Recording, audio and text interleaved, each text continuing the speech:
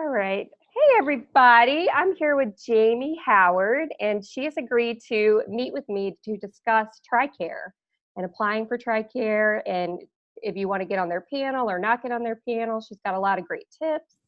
And I have a lot of questions that I put together from just people in my Facebook group wanting to know about TriCare. So thank you, Jamie, for being here and just agreeing to do this. Yeah, absolutely. Thank you for having me. Yeah.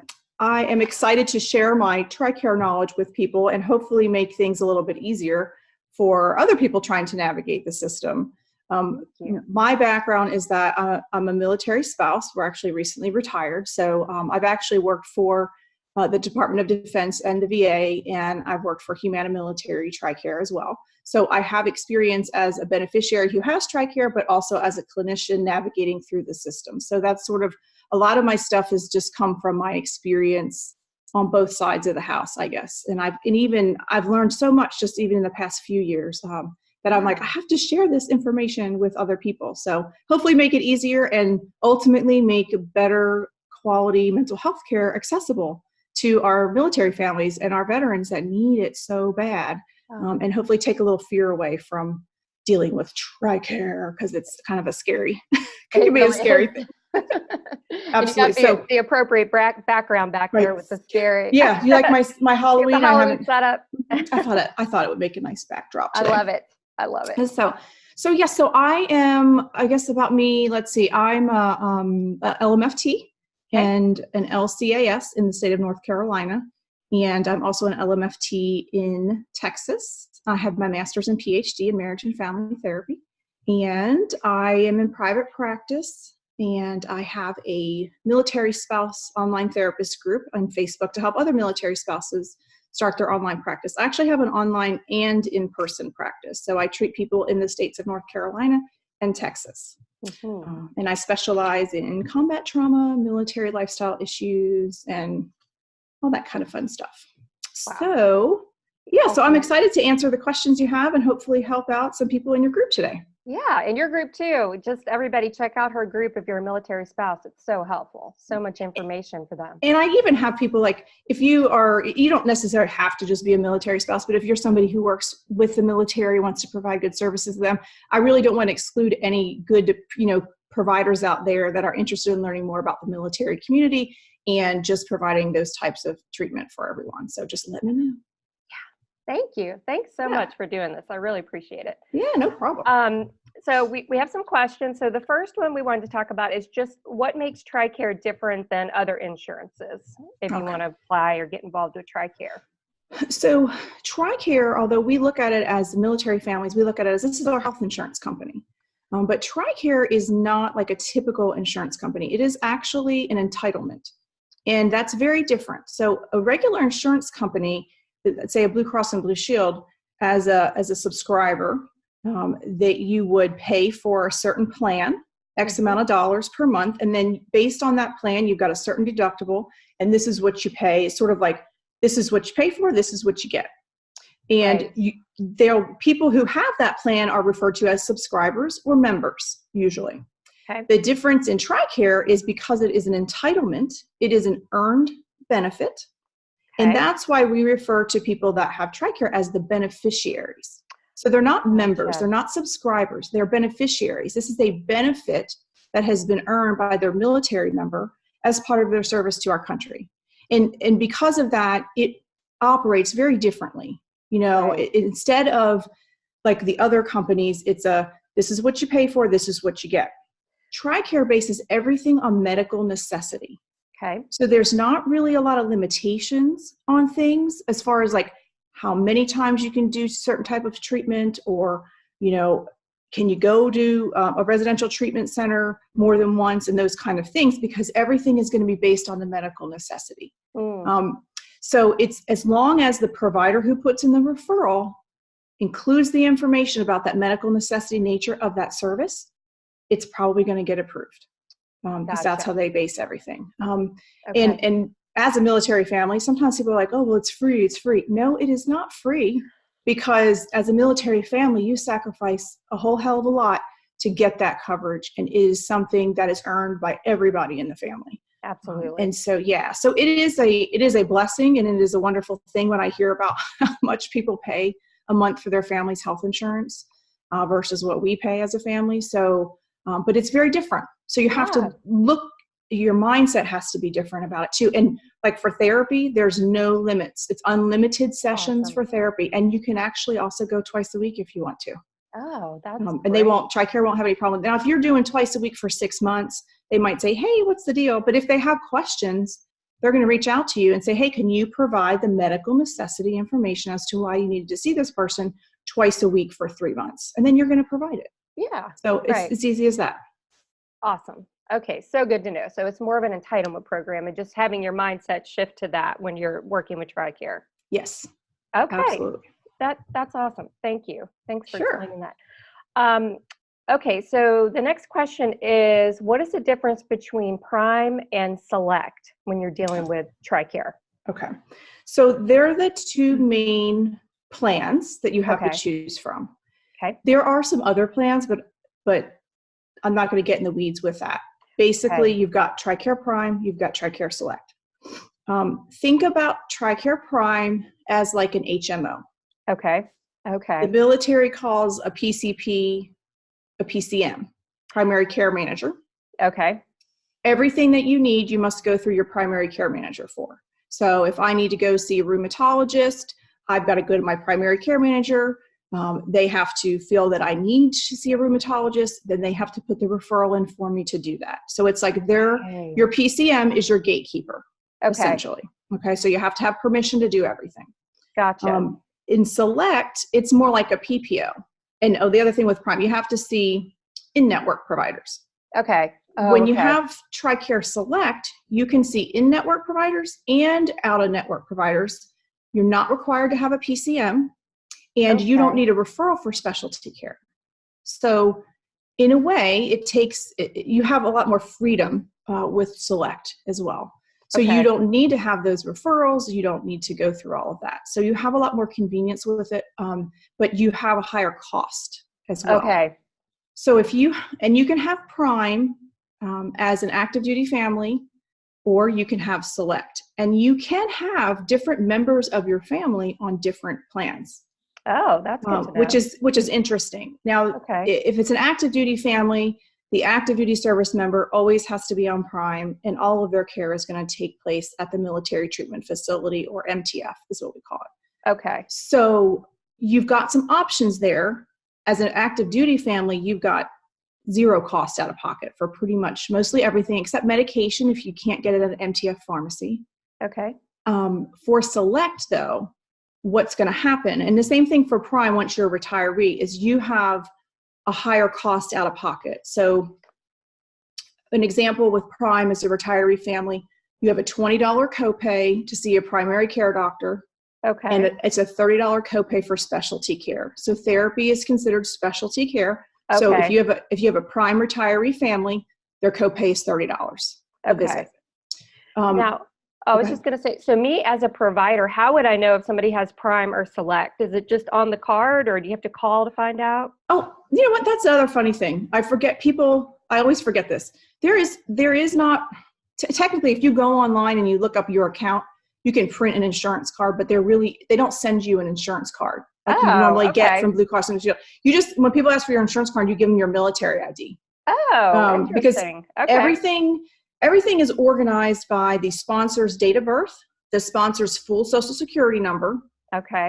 And then they'll look you up basically. But you can, if you use the portal, you can look up and look up their eligibility and benefits that way, or you can call them and you can check their benefits and that sort of thing. Just like you would do with any other insurance company, you can do it that way as well. Oh, good. Okay. Yeah. So once we look at that, depending on if we're in network or out of network, we'll know we can work with them if they have Prime or Select. Okay. Right. Exactly. Gotcha. Okay. That makes sense. Exactly. Okay. And the other thing with Select is you have a higher out-of-pocket cost. So you have the freedom, and but you have to pay, I believe it's 25, oh gosh, is it 20 or 25? It's either 20 or 25% of the allowable charge, which is, we're going to talk about in a little bit. But so you've got to pay that. And then if you do see somebody out of network, there is an out of network deductible as well. Okay. Even though you're allowed to do it, the difference, honestly, as a retiree family is Prime has an enrollment cost to have that plan. Oh. Mm-hmm. We pay $48 a month as a family of 4. Wow. Okay. So but I tell you, awesome. It's cheap. So, but Select doesn't have an enrollment cost. So you're saving that monthly fee, but you're paying more when you do use it. So okay. It just, you have to look at your finances and see what works best for your family. Gotcha. Okay. And the other big factor I think about deciding that is where you live and the access to care are people that do accept TriCare. That's another big, thing to take into consideration. Well, yeah, we were talking about that before. As a provider looking to maybe panel with TriCare, it's important to pay attention to that because there's a lot of areas that don't have any TriCare providers. I think you were telling me, right? Oh, it's insane. Well, I can tell you, you're in Virginia. Virginia is an area right now. It is saturated with people. The in-network providers have no availability. They can't even accept new patients. It's crazy. And places like Houston, Texas, which is highly populated, but not a big military town. Mm-hmm. So they don't have a lot of TriCare providers. Southeast Florida is the same way, highly populated, not a lot of TriCare providers. Okay. And Virginia and Michigan is another place that we have quite a few people that live there, but we're not enough providers in the sort of, I would say, Ohio, Wisconsin, Michigan area, Illinois. Wow. Okay. So if you're in any of those regions, I'd be hopping on this because you will be busy for sure. Good tip. That's so good to know. Okay. Do you want to move on to the next? Do you feel like we can put that? Okay. Yeah, I think so. Okay. So the next one is, what is a Veterans Choice Waiver? Okay. So the Veterans Choice Program is no longer in existence. So but it has been replaced by the Mission Act. This is a VHA program, or what we call as the VA. So the Veterans Health Administration. And we might need to do a whole other talk about the VA because it's complicated. But it's now called the Mission Act. So it's just basically been replaced. And what it is basically is allows them, let me see, because I had to write it down too to make sure I had it right. If the service is not available that the veteran needs at their VA, the veteran, in order to be eligible, the service isn't available there. So let's say acupuncture. Let's use that because my husband did this. So they wanted to send him to acupuncture, but they don't have acupuncture at the VA. So then, and you have to live in the United States. Got that, check. And then it has to be like, I don't know, there's some weird thing about distance and 40 miles of criteria. I don't know. Anyway, something weird about distance and being grandfathered in from the Veterans Choice Program. But basically for us as providers, what's important to know about that? TriWest, regardless of where you are, TriWest manages that program. So if you want to be paneled Veterans Choice, which is now the Mission Act, you need to get paneled through them. Even if you're an East Coast provider. Even if you're an East Coast provider. TriWest has the contract for that program. Gotcha. Now, I have to look into this a little bit further. The problem when I went to do this was that you also have to be Medicare billable. Because you've got a lot of veterans that are 65 or older. And the problem for me as an LMFT and LPCs is Medicare doesn't let us be providers. So I was like, crap. I did have a colleague recently tell me that there was a waiver for that because they want to get providers, in that program. I haven't had a chance to look into that to see if that is in fact true. I hope that it is true. So unfortunately right now it's just going to be social workers and psychologists are going to be the only ones that are allowed to be part of that program. And it's really a shame. It really is.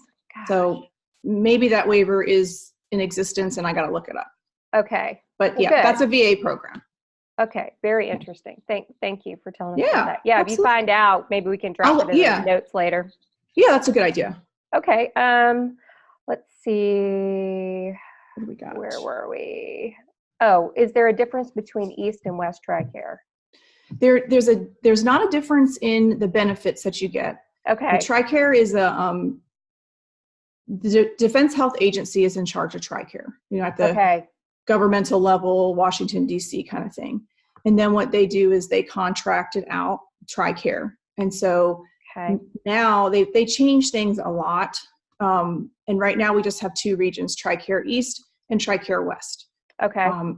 In TriCare East, Humana Military manages the medical and behavioral health benefit for TriCare. Okay. In TriCare West, it is Health Net Federal Services. Gotcha. And I believe that MHN does their mental health. Okay. If I'm recalling correctly. So you right. don't just apply to TriCare, you have to apply through Humana Military. You have to apply through Health Net or MHN. So okay. You don't just get on one. You have to apply separately for them. Gotcha. But their benefits and everything are the same, but their processes could be, they are different just because they're different companies that run it. That makes sense. Yeah, but they're the same benefit for the beneficiaries. And you can be like, if you're licensed in one of those other states, as in the Tri-West region, you can be like, you know what I mean? You can be credentialed with them. Right. I don't know if I'm not licensed in any of those states, so I wonder what would happen if I tried to apply. It would probably be a problem because I'm sure you got to prove that you're licensed. So. Right. Yeah. Good question. Huh. Yeah. Sorry, I'm in a conference room today and somebody just came in and waved at me. That's what that was. Construction in my building. Sidetrack. All right.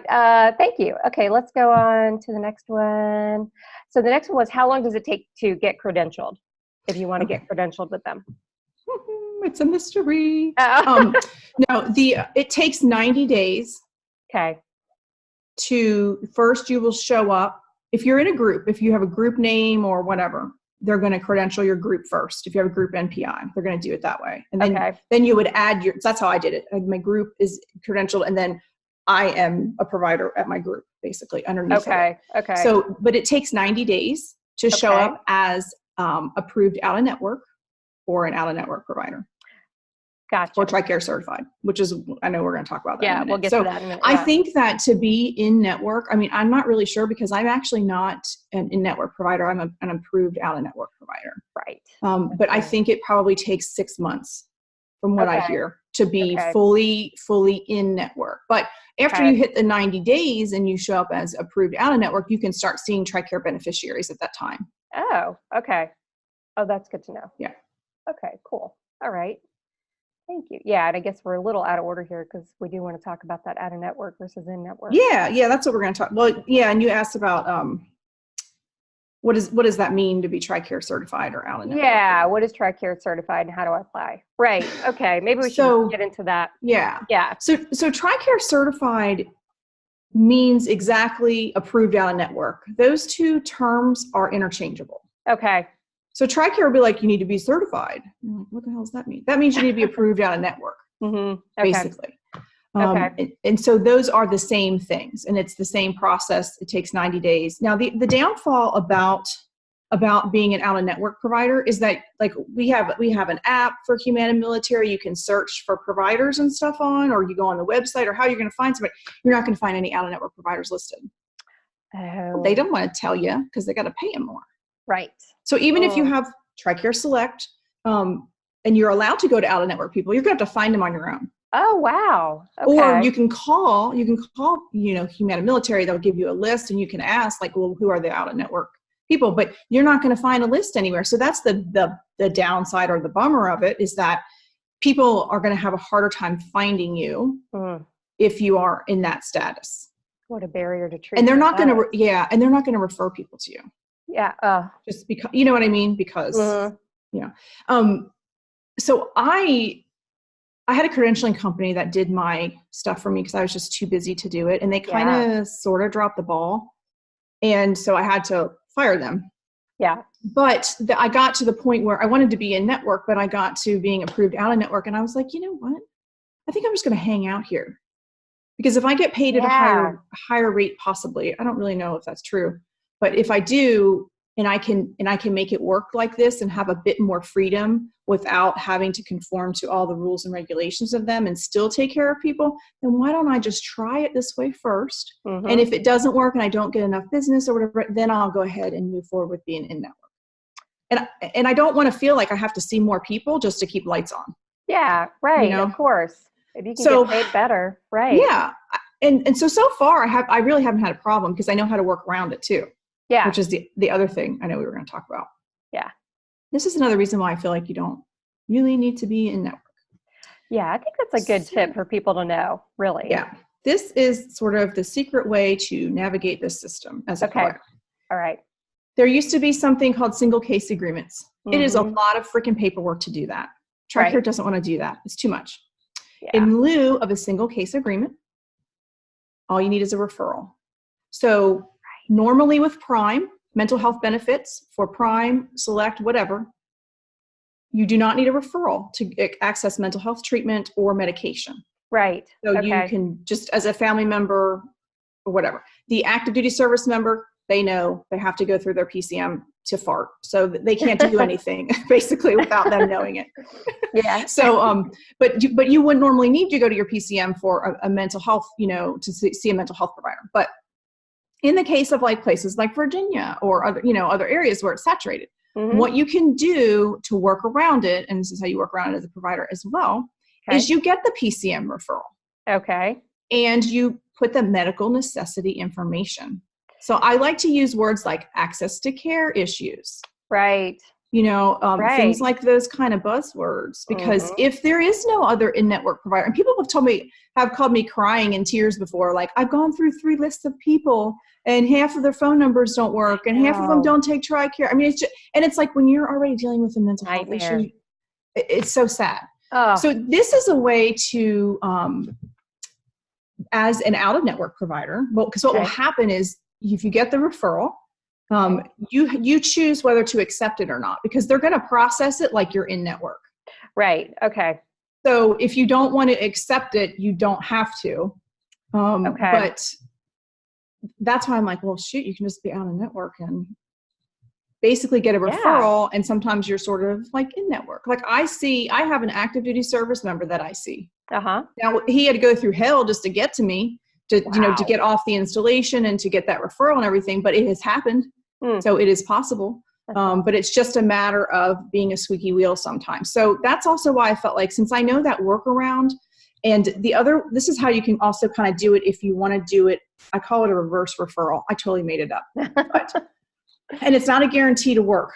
But if you as the provider, and I did this initially at first, because I said the referrals aren't required, but I was like concerned about payment and stuff. So because I was doing telehealth, I thought, I'm going to put it in this referral, and I'm going to put clearly in here the codes I'm using and what I'm doing. And if they try to give me any problems with my claims, I'm going to give them hell.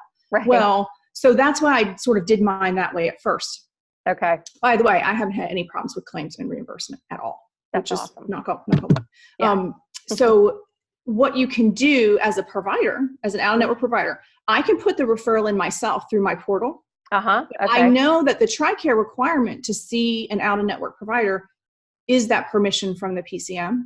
Okay, right. So what I do is put a note in there and say, please, and I put the reasons: access to care issues, specialization of, provider, schedule of client, availability, whatever. You throw enough shit against the wall, something will stick. So just put it all in. That's my philosophy. And then I write a note in there, because you can see who their PCM is, and then I write, please forward to PCM so-and-so, Tom Smith, for approval. Because what will happen is TriCare system is going to kick it out to you and say, oh, well, that has to come from the PCM. No shit. Send it to them. And then you make the PCM's job a little bit easier, and the clients, because sometimes they have to make an appointment. Yeah. And then when can they get an appointment? And how long is that going to take? Because it's not like an urgent need and all that crap. So it's not a guarantee that it will work that way. Yeah. But it's worth a try. So the PCM may see it and say, oh, okay, and sign off on it, put it back in the system, and then you've bypassed that whole thing. Yeah. Then they will see it. They will see it. Okay. It'll get to, if TriCare sends it to them.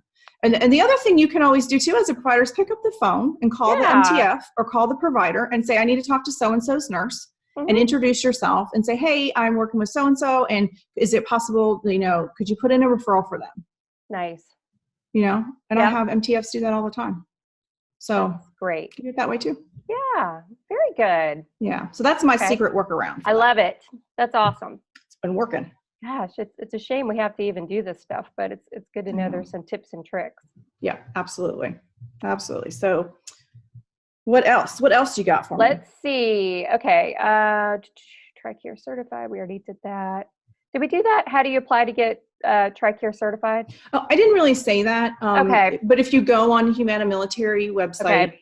you'll see there's a menu, and there's like beneficiaries, providers, something like that. Go under the provider tab, and it will say, apply to be a TriCare provider. Okay. And you just click on that, and it takes you to the links, and you fill out all the info. And I'm sure it's the same for TriCare West. So you want to go on the TriWest website, how to become a provider, and all of that, and then just follow those steps there. Okay. And again, certified means out of network, basically. Yep. Certified means approved out of network provider. Because like a lot of insurance companies, you don't have to show up in their system at all, right? Yeah. To be considered an out of network provider. That's not true with TriCare. So if the person doesn't show up in the TriCare system at all, they're not going to pay for their service at all. Gotcha. So you have to be in the system as a certified out of network person. Yes. Okay. Gotcha. Okay. So that was the next question. We talked about that. How does this affect how much? Oh, how does it affect how much I get paid? And we were going to look at that. Let me show you that. So like, I can't honestly, obviously you can't even share if you are contracted what your rate is. But I don't, I don't know what it is. But I can show you how you find out, especially that allowable charge. So if you are an approved out of network or TriCare certified provider, you are allowed to charge your client up to 15% above the allowable charge. Right. Okay. What the heck is the allowable charge? Right. I'm going to show you how you figure this out. Okay. So awesome. I'm going to share my screen and show you this fabulous website. Took me a while to find it, but dang it if I didn't. I was like, I'm determined. I need to know this. Okay. Here is the website, health.mil, the official website of the military health system. Perfect. Save this, put this on your favorites, bookmark it. Okay, so what you do is you just go to this page, and I'll put the link to this like in the video comments or whatever. Okay, yeah. So people can easily get to it. This is just like blah, blah, blah, blah, blah, blah, disclaimer. Okay, accept. Okay. So then what you do is you go here, it'll take you to this page. And if you look on the left side, you see lots of information about all kinds of crap that's covered. Yeah. So what you want to do is you can pick your locality, which is basically a state, or your catchment area. But if you know, you know what installation you're associated with, or your state. So let's just pick a state. So let's pick, you want to pick Florida? Let's pick Florida, just because I was saying how there's not a lot of providers there. Yeah. And you have to do a zip code. So I'm going to do West Palm Beach. Okay. My family lives there. 33408 North Palm Beach. Okay. So I put in my state, my zip code. Okay. Now I want to know the CPT code. So I got them all listed. Here's an intake. Perfect. Okay. So I'm going to see how much is it going to reimburse me. Okay. For an intake, or what's the allowable charge? Allowable. Right. Allowable charge. Okay. So then you're going to get this. See, here's locality, Fort Lauderdale / Fort Myers. Okay. Perfect. Here's the code. Here's what it is. Now, how do you read this? I don't know why they feel the need to list the previous reimbursement rates. Don't ask me. Yeah. Okay. I was wondering. The one on top is probably going to be your most current. So this is from March of this year. Okay. Now you come over here. You're not a physician. We're not physicians unless you're a psychiatrist. So you're not doing that. You're a non-physician. Okay. You are a non-facility, most likely. The facility is going to be like an inpatient hospital, residential treatment center, something like that. So we're all non-physician, non-facility. So if you live in this area, the allowable charge for an intake session is $107.77. And then you can add 15% to that if you want. Gotcha. Okay. But that 15% is going to be paid by your client, not by TriCare. Okay. They're only going to reimburse you $107.70. Okay. And your client has to meet the rest of it, like any out-of-network provider. They've got to meet your self-pay rate, but then TriCare will just reimburse for what they pay. Right. Right. And I actually don't charge my people the 15%. Yeah, I could see that. Right. Because what I didn't think about when I figured out some rates for people was that there is also an out-of-network deductible. that's $150 per individual. So not only do you have that 25% cost share, so TriCare is going to pay like 20% of this, 25% of this, $107. So the difference that the beneficiary has to pay, and they may have to pay a portion of the deductible too. So I was like, I'm just not comfortable doing that. You know, so I don't do it, but it's up to. That makes sense. Yeah. That really does so that's an intake. So let's see what's our other favorite one, our 908-37, right? Sure. That's our hour-long session. So this again is in Florida. 908-37. Here we go. Wow. $105.31. So it's actually not that different. That's crazy. $2 cheaper than the assessment. Which makes no sense, right? No. So let's change it just so that you can get an idea. So let's do Virginia, Kim. Okay. So we can see. Yes. Where's Virginia? Oh, I did locality. Hold on. Oh, yeah. Get me out of locality. Let's just do Virginia because that's. Okay. We seriously TriCare needs providers in Virginia. I know. Every time I talk to you, I know I need to apply, and I just haven't done it. I know. In your spare time. Yeah. What's the zip code? 23112. Okay. We'll look at the 908-37. Okay.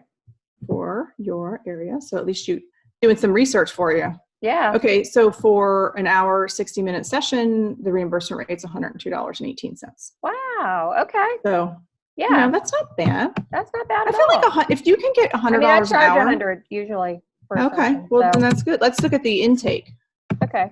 Yeah. See what that is. See if it may not be much different, just like it wasn't in South Florida. Oh yeah, not much. 104.57. I don't really know why there are differences in reimbursement rates. I'm not sure, but I just know that this is how you find out what you potentially could get paid. I mean, I kind of look at it as pretty much as $100 an hour. Yeah.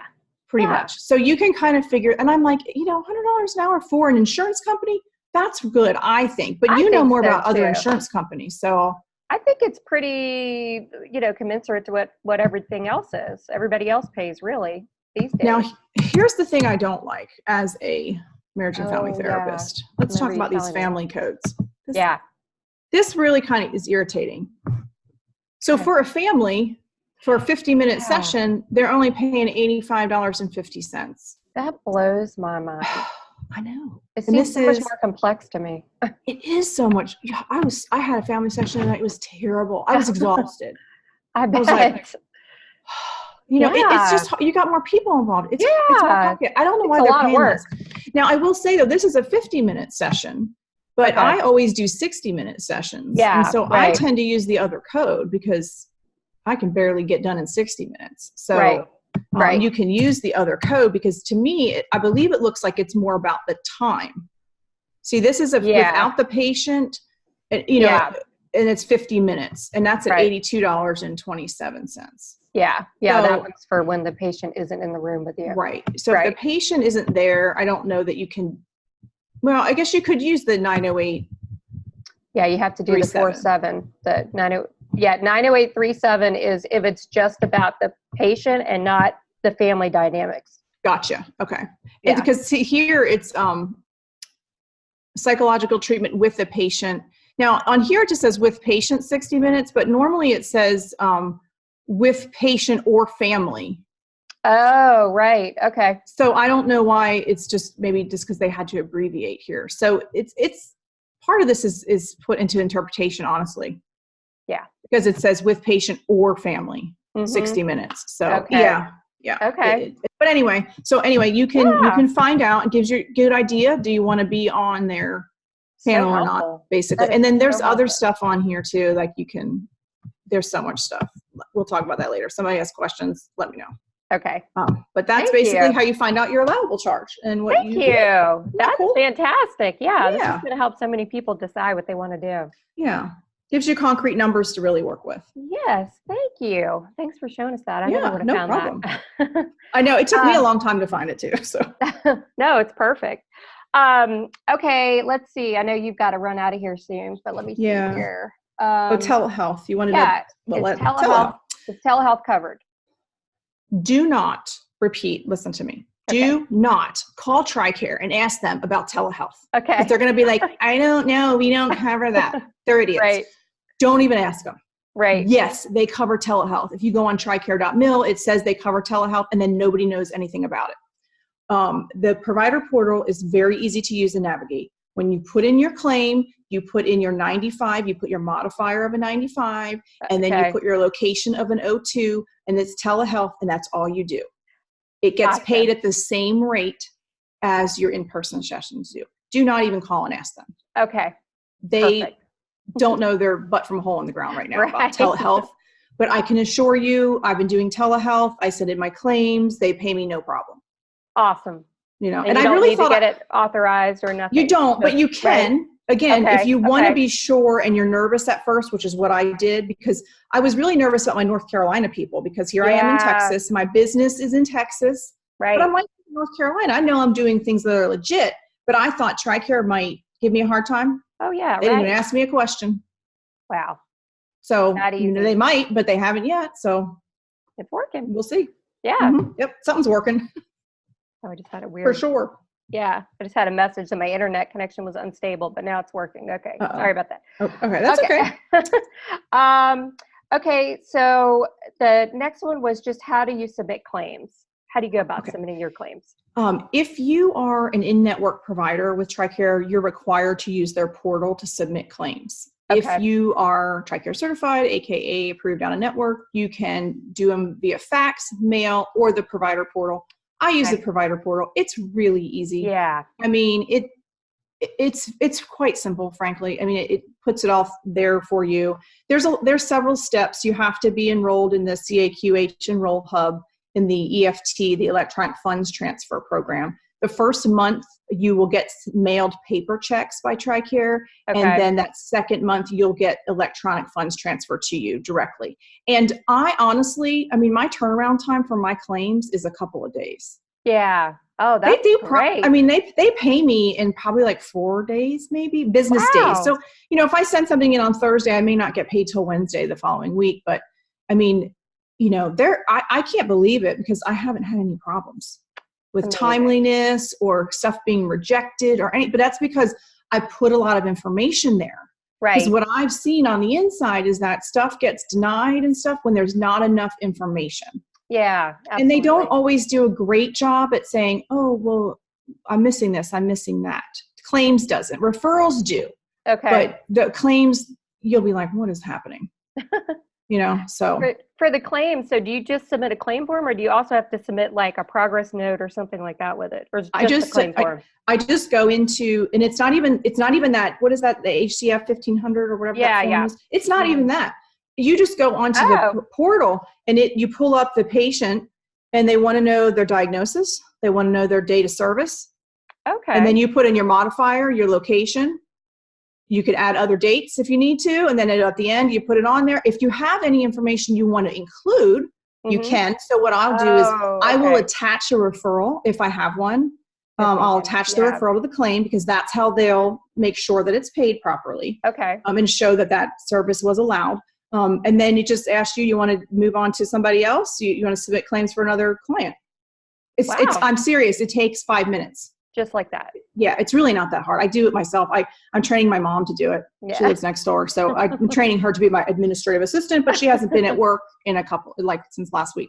Right. One of my clients was like, don't I owe you money? I'm like, yeah, don't worry about it. I'll get there. We'll get it later. So it's a little bit much when you do it yourself, but it's very easy. And I'm happy to show anybody how to do it if they want to know. Awesome. Thank you. That is so helpful. Oh my gosh. Yeah, that's it. The last question was, how do I get paid? And we talked about that. So CAQH and CAQH Enroll Hub are two totally different things, just so people know. I remember Jamie and I talked about that, because she got a little stumped with, what am I applying for here? But it's definitely that the Enroll Hub is the EFT part of CAQH. Mm-hmm. That's how you get your money. So you want to do that. And you can ask him, like when you get to that point, or you can ask me, okay, what do I do now? Because there's a lot more information with that, but I didn't want to confuse everybody. Because it does get complicated. Yeah. And what is a little frustrating with TriCare, and part of it's because I'm like an approved out of network person, they're not trying to help me do anything. Right. So they don't tell you what you're supposed to do. Yeah. So then you're trying to do stuff and you're like, what the heck? And then I'm like, I'll call this number. And they're like, oh, well, you need to do this. I'm like, oh, well, it would have been nice if you told me that. And so that's kind of the frustrating part. But that's part of the problem when you're approved out of network is you don't really have the same support as an in-network provider does, basically. Yeah. Gotcha. Okay. Yeah. So that's TriCare in a nutshell. Thank you. That was so helpful. I appreciate it so much. Yeah. Was there anything else? I'm trying to think. Anything we didn't cover? Oh, I'm sure there's more, but I feel like that's probably enough information. I think so. Because TriCare you'll start to be like, ugh. But, people have other questions that have come out of, what we've shared today. Let Kim know or let myself know. Yeah. And I'll be happy to, if we need to do a part 2 or whatever. Because I think I'm going to do a video on how to navigate TriCare as a beneficiary to get your needs for yourself and your family, but then also kind of talk about it as the provider too. Yeah. That's awesome. Yeah, so just let us know. Really needed. Yeah. Because it's squeaky wheel. That's all I got to say. Squeaky wheel. That's right. Well, let's wrap up here. I know you have to get to work. All right. So, yes, I have to go to my other job. Thank you. All right. Thanks for having me, Kim. Okay. All right. See ya. Bye. All right. Bye-bye. Bye.